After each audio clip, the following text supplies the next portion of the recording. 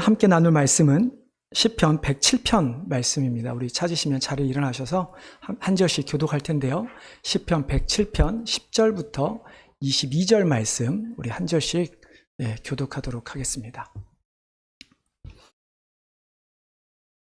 시편 107편 10절부터 22절의 말씀 제가 먼저 읽겠습니다. 사람이 흑암과 사망의 그들에 앉으며 곤고와 쇠사슬에 매임은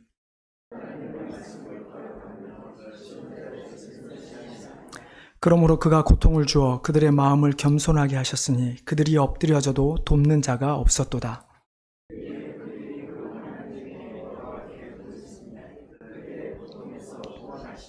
흑암과 사망의 그늘에서 인도하여 내시고 그들의 얽어맨 줄을 끊으셨도다.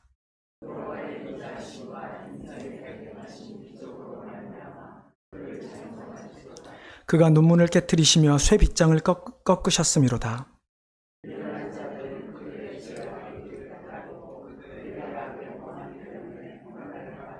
그들은 그들의 모든 음식물을 싫어하게 되어 사망의 문에 이르렀도다.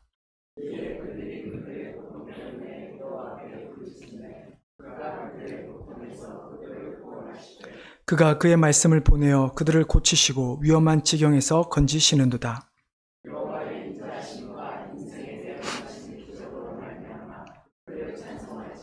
같이 읽겠습니다. 감사제를 드리며 노래하며 그가 행하신 일을 선포할지로다. 아멘.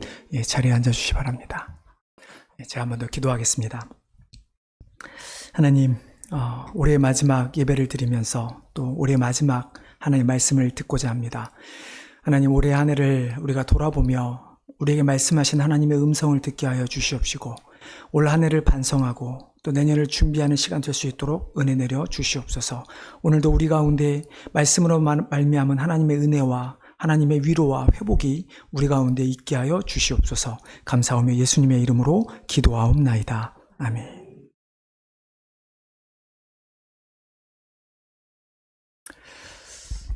드디어 2025년 마지막 주일 예배를 맞이하게 되었습니다. 진짜 해마다 이맘때면 말씀드리는 것 같아요. 너무 시간이 빠른 것 같긴 해요. 분명히 첫 예배를 드린 지가 얼마 안 된 것 같은데 벌써 마지막 예배를 드립니다. 꼭 이렇게 새해 혹은 한 해의 마지막 예배를 드릴 때마다 고민이 됩니다. 어떤 말씀을 나눠야 할까? 보통 강해 설교를 하면 큰 없이 그냥 본문 따라 쭉 가면 되지만 그래도 이 마지막 주일에 어떤 말씀을 나누는 게 가장 좋을까 항상 고민이 되는데 한 해 동안 하나님께서 우리 성도님들 가정, 각자와 가정 그리고 교회에 부어주신 은혜가 얼마나 컸는지 그리고 하나님께서 한 해 동안 어떻게 나의 삶을 우리의 가정을 또 교회를 인도하셨는지를 돌아보아야 될 것 같습니다.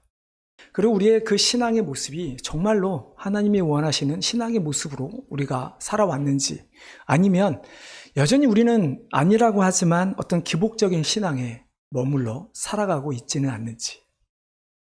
참 제가 예전에 그런 이야기를 한 적이 있었는데요.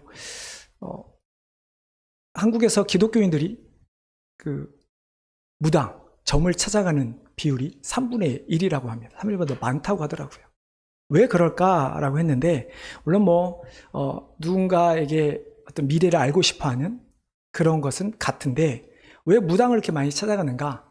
결국은 즉각적인 답을 준다라는 거예요. 너 앞으로 어떻게 될 거야? 너 이렇게 될 거니까 조심해. 약간 이런 식의 이야기를 하는 거죠. 그러니까 결국 기독교인이지만 그런 무당들을 통해서 우리의 앞날을 알기를 원하고 그래서 내 앞길이 복인지 내 앞길이 어려움이 있는지 어려움이 있다면 부적이나 여러 가지 통해서 그 문제를 해결하기를 원하는 그런 모습들. 결국은 그런 모습들이 다 우리의 기복적인 신앙의 모습일 수밖에 없습니다. 어떤 젊은 형제가 어떤 목사님을 찾아갔습니다. 그래서 그 형제가 목사님 저를 위해 기도해 주십시오. 만일 하나님이 저를 이렇게 성공하게 해주시면 제가 하나님의 주신 것 중에 정말 10분의 1을 드리겠습니다. 그래서 목사님은 그 형제를 위해서 이제 기도해 주었습니다.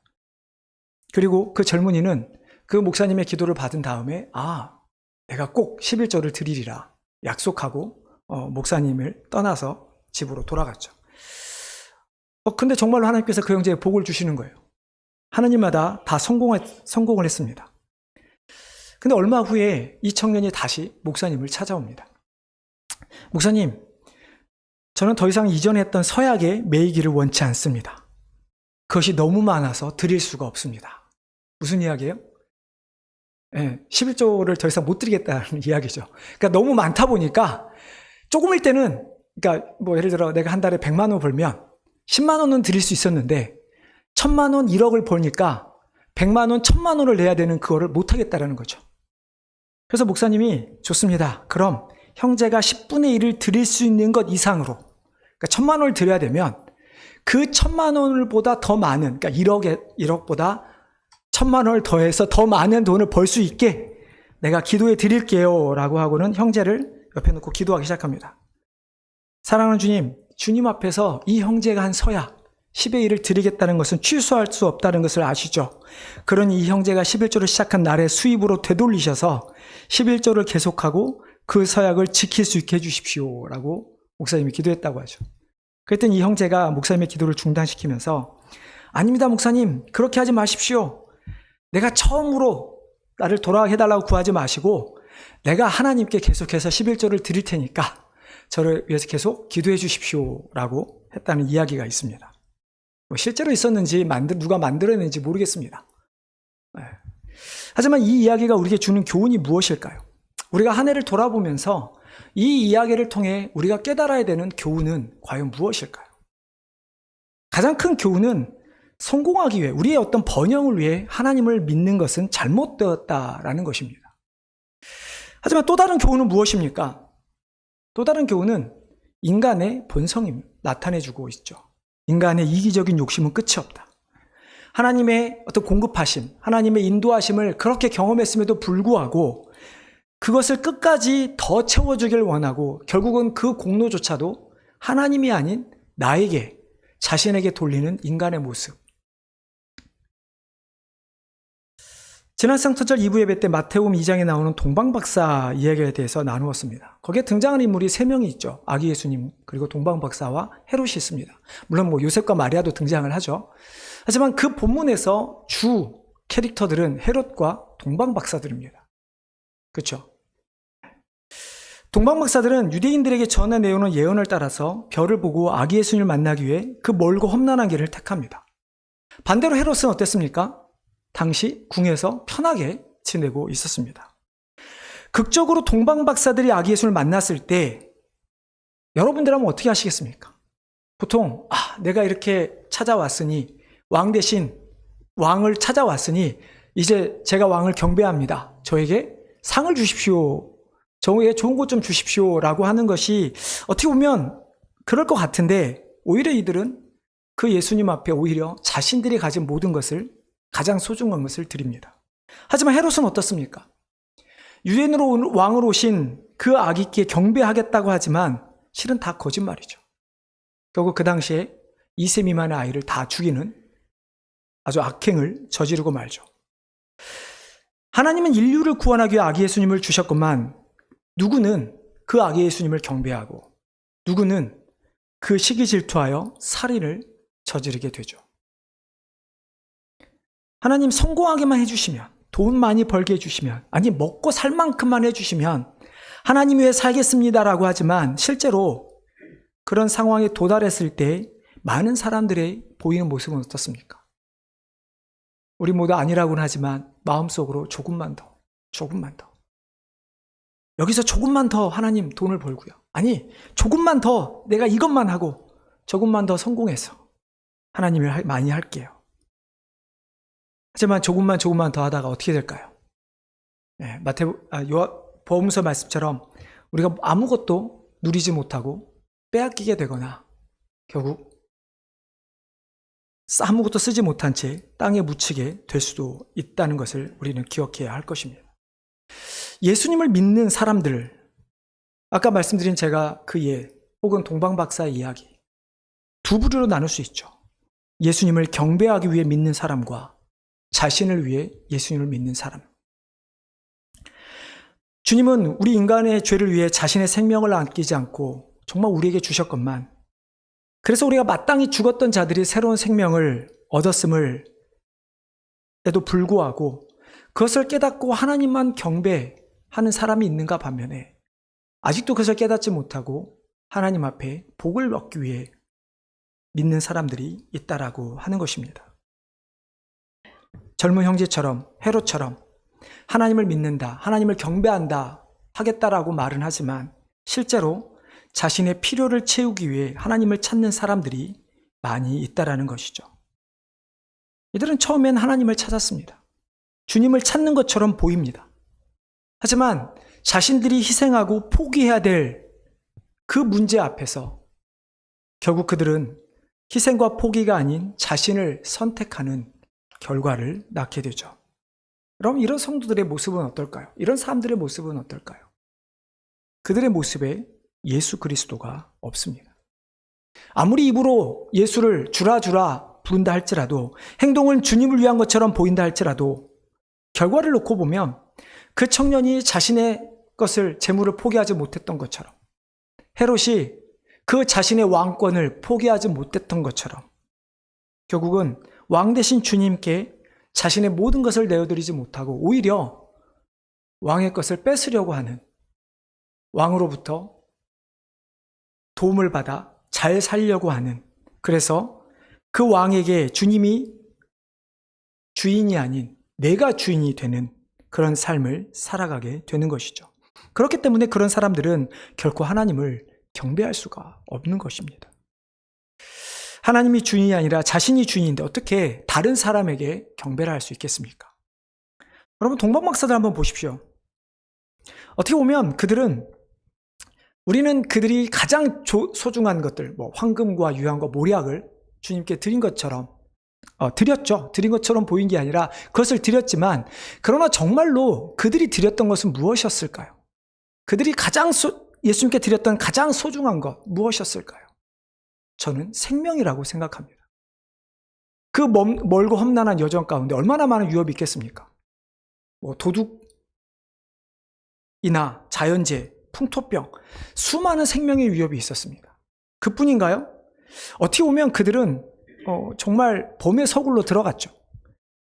당연히 헤롯이 그 예언을 알고 있을 거라 생각을 했고, 헤롯 왕 앞에 찾아가서 왕에게, 유대를 다스리고 있는 그 헤롯에게 대체 유대의 왕이 어디서 태어났냐라고 물어보면 여러분이라면 어떠시겠습니까? 자기를 경배하러 온 것도 아니고 자기의 아들도 아닌 정말 완전 다른 사람의 아기, 왕으로 태어난 아기를 찾아왔다고 했을 때 어땠을까요? 헤롯이 정말 똑똑하지 않았다면 그 자리에 동방박사들은 죽었을 것입니다. 죽임을 당했을 것입니다. 하지만 똑똑한 헤롯이 자신의 왕권을 유지하기 위해서 거짓말을 했죠. 아기 예수를 찾으면 나도 좀 알려달라. 내가 그에게 경배하리라. 이처럼 그들은 어떻게 보면 자신들도 모르게 자신들의 생명의 위협을 느끼며 주님을 찾아갔던 그들의 모습, 그들이 자신이 가져온 예물을 드렸을 때 그들은 무엇을 드렸을까? 곰곰이 생각해 보면 그들은 자신의 생명을, 자신의 모든 것을 그 아기 예수님께 드렸던 것이죠. 오늘 우리가 읽은 시편 107편의 내용이 바로 이러한 내용입니다. 하나님의 인도하심을 받은 이스라엘 백성들, 그리고 그들의 범죄함, 그러나 여전히 그들을 향해 사랑하신 하나님, 하나님의 범죄한 인간, 그 인간을 사랑하셔서 인간을 구원하기 위해 독생자를 보내주신 하나님, 그 하나님께 여전히 불순종하는 우리의 모습, 그럼에도 불구하고 우리를 기다리시는 하나님, 그리고 그분을 찬양하는, 그것이 오늘 본문의 내용이죠. 오늘 우리가 읽지 않았지만 1절 2절에 보면 시편 저자는 이렇게 말합니다. 여호와께 감사하라. 그는 선하시며 그 인자하심이 영원하미로다. 여호와의 속량을 받은 자들은 이같이 말할지어다. 여호와께서 대적의 손에서 그들을 속량하사. 지금 시편 저자는 하나님의 선함과 인자하심에 감사하라 이야기하면서 누구에게 하나님께 감사하라 이야기합니까? 여호와께 속량을 받은 자들, 여호와께 속량받은 자. 속량이란 말이 무엇입니까?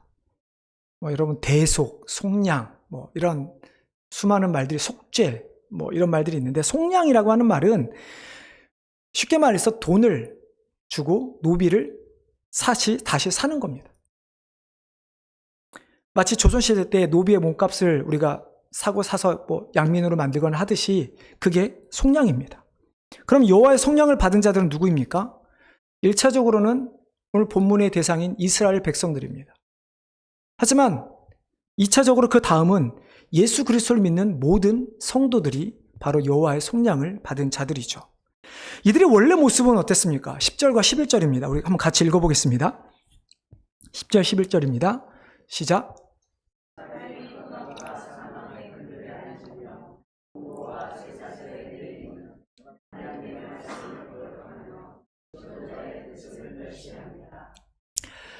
그들이 애굽에서 400년 동안 이스라엘 백성들은 종노릇하였습니다. 근데 그런 그들을 하나님께서 어떻게 하셨죠? 애굽에서 불러내서 자유인으로, 그리고 그들을 위한 땅을 예비해 놓으셨습니다. 근데 그들은 여전히 그 하나님을 믿지 못하죠. 그리고 마치 그 여리고성 앞에, 그 가나안 땅 앞에 섰을 때 자신들의 생명이 다했다라는 그런 느낌을 받게 됩니다. 그래서 그들은 자신들이 여전히 흑암과 사망에 그들이 앉아서 곤고와 쇠사슬에 매여 있다라고 고백하는 것이죠. 그들은 끊임없이 하나님께 불평하죠. 끊임없이 하나님께 불순종합니다. 아무리 이 선지자들을 보내서 이스라엘 백성들 돌이키지만 이스라엘 역사들 가운데 선지자의 말을 듣기는커녕 그들을 때리거나 그들을 잡아 가두거나 죽이기까지 하는 일들을 통해서 끊임없이 하나님께 불순종합니다. 우리는 어떻습니까? 우리도 여전히 하나님 말씀에 불순종하죠. 우리는 선지자가 아니라 하나님께서 우리에게 말씀을 주셨습니다. 더 이상 사라지지 않을 이 성경을 우리에게 주셨습니다. 근데 우리는 성경을 읽으면서 얼마나 하나님의 말씀에 순종하며 살아갑니까? 성경을 읽지만 말씀대로 살지 않는 우리들의 모습이 얼마나 많습니까? 그럴 때 하나님께서 어떻게 하시나요? 아니, 하나님께서 정말 어떻게 하기를 원하시는 것일까요?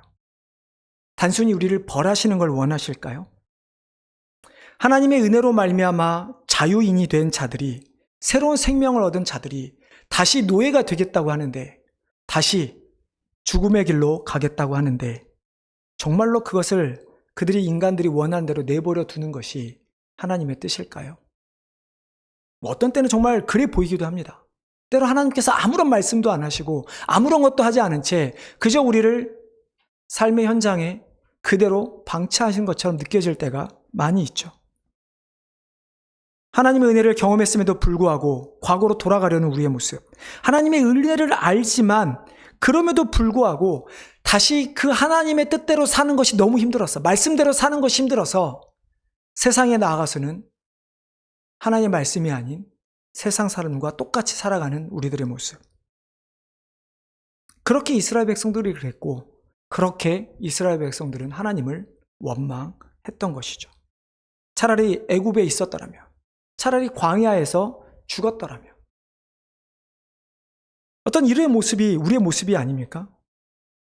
분명히 하나님께서 은혜를 베푸셨을 때 감사합니다라고 그 한 걸음을 갔지만, 그 한 걸음에 우리의 더 많은 희생을 요구할 때 우리는 어떻게 하죠? 다시 뒤로 백하죠. 이보 전진을 위한 백이 아니라 오히려 뒤로 두 발을 후퇴하는 우리들의 모습. 그래서 더 이상 하나님께서 요구하시는 헌신과 어떤 하나님께서 요구하시는 모습에 더 나아가지 않으려는 우리들의 모습이 얼마나 많이 있나요? 근데 정말 그것이 하나님의 원하는 모습일까요?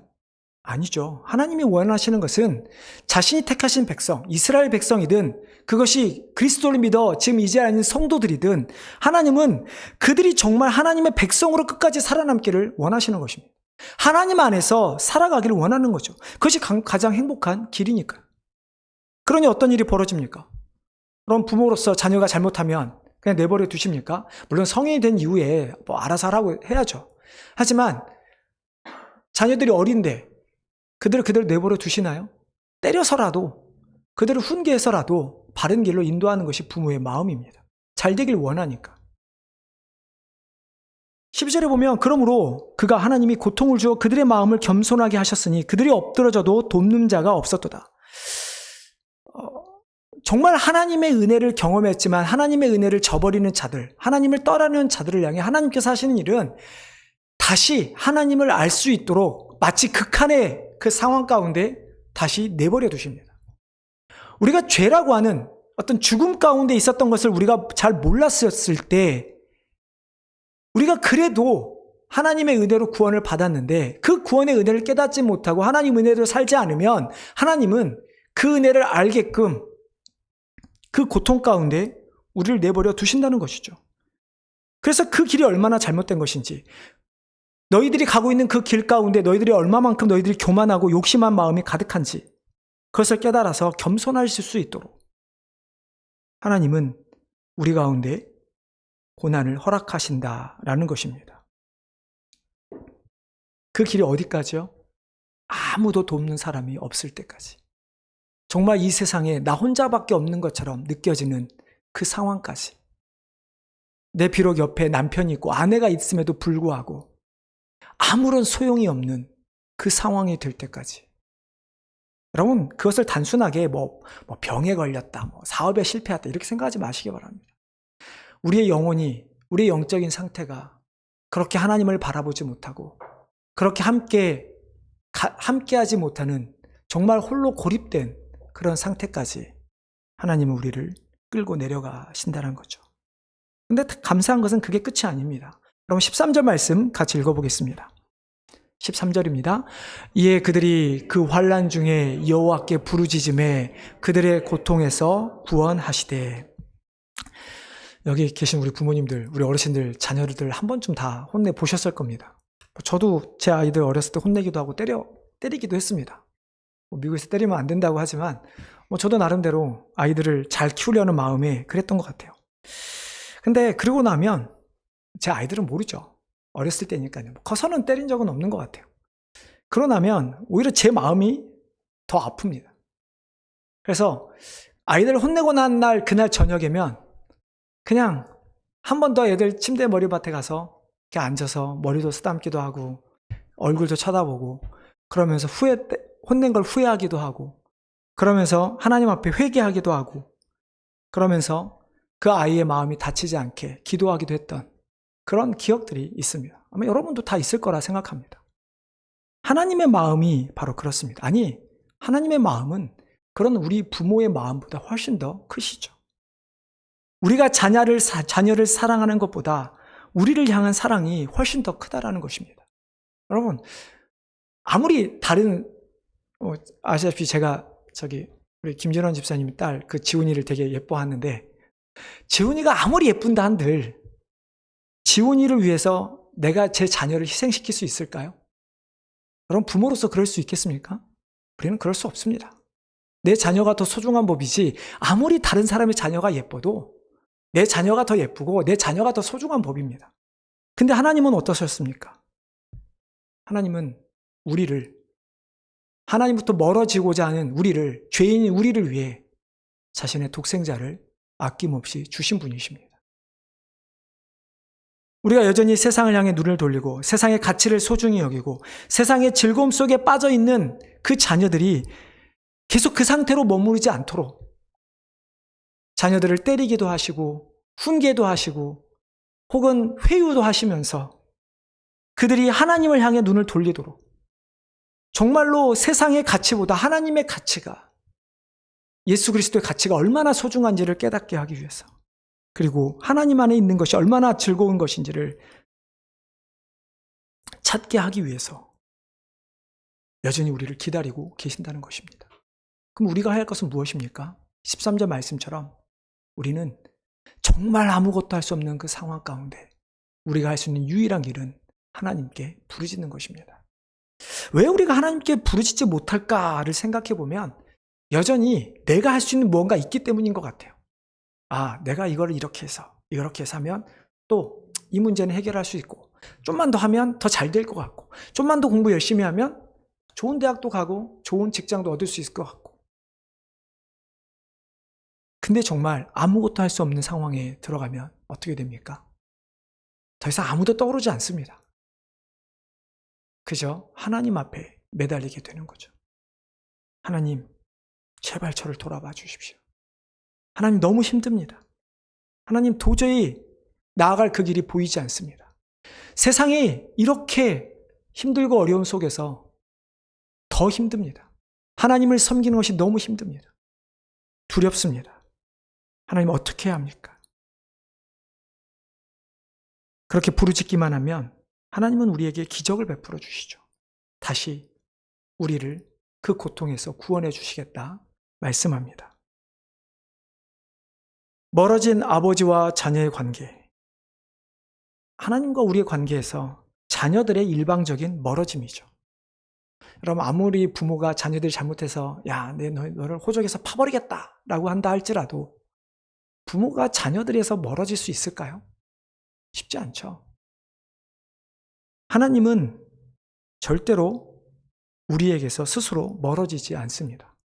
우리가 하나님으로부터 멀어지고 있는 것이죠. 근데 감사한 것은 우리가 멀어지는 것보다 하나님이 다가오시는 게 더 빠르다는 것입니다. 어떻게 보면 우리가 멀어지려고 하지만 우리가 딱 마치 옆에 붙들고 계셔서 옆으로 하는 거라면 하나님도 따라오시는 그런 모습이죠. 아무리 멀어져 하나님과 단절되려고 한다 하더라도 하나님은 절대로 우리의 관계를 그렇게 내버려 두지 않는다라고 하시는 것입니다. 그래서 우리가 부르짖기만 하면 아무리 우리를 붙잡고 있는 것들이, 우리를 어렵게 하는 것들이 정말 깨지지 않을 것 같은 단단함 같은 것이라 할지라도 하나님은 그 논문과 쇠빗장을 깨트리시는 것처럼 우리의 상황을 다 깨트리시고 다시 우리를 구원해 주시겠다 말씀하고 있는 것이죠. 그러니 우리가 해야 할 일은 무엇입니까? 정말 우리가 속량을 받았고 하나님께서 올 한 해 동안도 우리를 지켜주시면서 우리를 인도하셨고 우리 앞에 놓인 수많은 쇠문과 쇠빗장을 깨트리셨다면, 앞으로도 그렇게 하신다면 우리가 해야 할 것은 무엇일까요? 하나님을 찬송하는 것이죠. 21절, 22절 우리 마지막으로 한번 같이 읽어보도록 하겠습니다. 21절 말씀입니다. 여호와의 인자하심과 인생에게 행하신 기적으로 말미암아 그를 찬송할지로다. 감사제를 드리며 노래하여 그가 행하신 일을 선포할지어다. 우리가 하나님을 찬양하지 못하는 것은 우리에게 일어났던 그 일들이 기적이라고 믿어지지 않기 때문입니다. 여러분, 우리가 하나님의 자녀가 된 것이 어떤 우리의 노력입니까? 그냥 어쩌다 보니 운이 좋아서 우리가 이렇게 된 겁니까? 아니요, 기적입니다. 여러분 자신들 보면 우리 자신은 각자를 돌아보면 더 깨달아지지 않습니까? 도저히 내 스스로는 하나님을 믿을 수 없는 자들인데, 도저히 내 힘으로는 이렇게 살 수 없는 자들인데 하나님께서 나에게 기적을 베푸셔서 우리를 이 자리에 앉혀놓으셨고 우리에게 기적을 베푸셔서 하나님의 자녀로 우리를 끝까지 지켜주겠다는 것. 여러분, 이것이 기적이 아니면 무엇이 기적이겠습니까? 세상에서 말하는 정말 말도 안 되는 일들이 벌어지는 게 기적일까요? 정말 죄인이, 그것도 죽었던 죄인이 살아나는 게, 새로운 생명을 얻는 게 기적이 아니면 어떤 것이 기적일까요? 우리가 그렇게 하나님이 행하신 놀라운 기적을 보았다면 우리가 해야 하는 것은 하나님을 찬양하는 것입니다. 그리고 그 행하신 기적을 세상에 선포하는 것입니다. 그 하나님께서 우리에게 베풀어 주신 그 예수 그리스도의 생명으로 우리의 죄값을 치러주시고 우리를 끝까지 놓지 않으시고 붙들어 주시는 그 하나님의 기적을 우리는 찬양하며 세상에 선포해야 하는 것입니다. 사랑하는 성도 여러분, 2025년 한 해 어떠셨습니까? 정말 나의 죄를 용서해 주시고 나를 놓지 않으시고 끝까지 붙들어 주시는 하나님의 그 기적을 경험하셨습니까? 아니면 그 하나님의 기적을 잊어버려서 여전히 흑암과 사망의 그늘에 앉아 계십니까? 저는 여러분들이 하나님이 더 많이 주시면 더 많은 것으로, 아니 하나님이 주시지 않아도 우리에게 주신 그 기적만으로도 우리가 하나님 앞에 더 많은 것을 드리는 성도님 되기를 바랍니다. 그 청년도 아니고 헤롯도 아니라 어떤 우리가 순간의 상황들을 모면하기 위해서 주님을 찾는 것이 아니라 정말 우리에게 기적을 베푸신 그 주님을 우리가 영원토록 우리의 죽는 날까지도 그 주님을 찬양하기를 바랍니다. 제가 지난 성탄절 2부 때도 말씀드렸던 것 같습니다. 만약 우리가 더 많이 가져야, 더 능력이 있어야 하나님을 온전히 섬길 수 있다라고 한다면 성경에서는 세리의 기도도, 과부의 두 렙돈도, 거지 나사로의 이야기는 모두 빠져야 합니다. 그들은 오히려 가지지 못한 채 남들보다 훨씬 못했던 자들이기 때문에 하나님 앞에 겸손할 수 있었고, 또 그 상황에서도 하나님께 모든 것을 드렸던 가장 귀한 본의 모습을 우리에게 보여주고 있죠. 그렇다고 한다면 그것들이 성경에 기록된 이유를 생각해 봤을 때 우리는 당연히 과부보다 낫지 않습니까? 거지보다는 낫지 않습니까? 여기에 우리가 거지라고 할 만한 사람이 누가 있겠습니까? 그렇다면 우리가 조금 더 그게 아니라 지금 이 순간 하나님을 찬양하며 하나님의 놀라운 은혜를 선포하는 우리 성도님들 되시기를 바랍니다. 어떤 사람은 하나님의 기적을 누리며 살았습니다. 또 어떤 사람은 살지 못했습니다 라고 한 해를 평가할지도 모르겠습니다. 그렇게 살았다면 내년에는 올해보다 더 나은 하나님을 찬양하며 선포하는 성도님 되시기를 바랍니다. 혹시 올해 내가 여러 가지 이유로 그렇지 못했다면 내년에는 정말 하나님을 찬양하며 하나님의 기적을 선포하는 성도님들 되시기를 바랍니다. 그래서 우리가 올해보다는 내년이 하나님을 더 찬양하며 하나님의 그 놀라운 일을 세상에 선포하는 그런 성도들과 교회가 되기를 주님의 이름으로 축원합니다. 하나님, 참으로 2025년 한 해를 지켜주심에 감사를 드립니다. 아니, 2025년 한 해뿐만이 아니라 우리의 삶에 정말 사단의 평생 종로를 됐던 우리들을 그리스도의 그 보혈의 십자가의 보혈로 말미암아 우리를 구원하신 그 하나님의 은혜, 그 은혜가 우리 안에 있음을 고백합니다. 하나님, 올 한 해 우리가 그 하나님의 놀라운 그 은혜와 기적을 얼마나 누리며 선포하며 살았는지요. 얼마나 그 기적이 우리가 누리며 살아서 얼마나 많이 하나님을 찬양하며 살았는지요. 하나님, 올 한 해를 우리가 하나님께 주신 복에만 관심을 갖지 말고 정말 하나님께서 이미 우리에게 베푸신 놀라운 그 기적의 은혜를 다시 생각하며 올 한 해를 마무리하며 내년에도 그 하나님의 은혜를 따라 하나님의 그 기적에 따라 감사하며 살아가는 다짐하는 우리 모든 교우들과 성도와 교회가 되게 하여 주시옵소서. 감사하며 예수님의 이름으로 기도하옵나이다.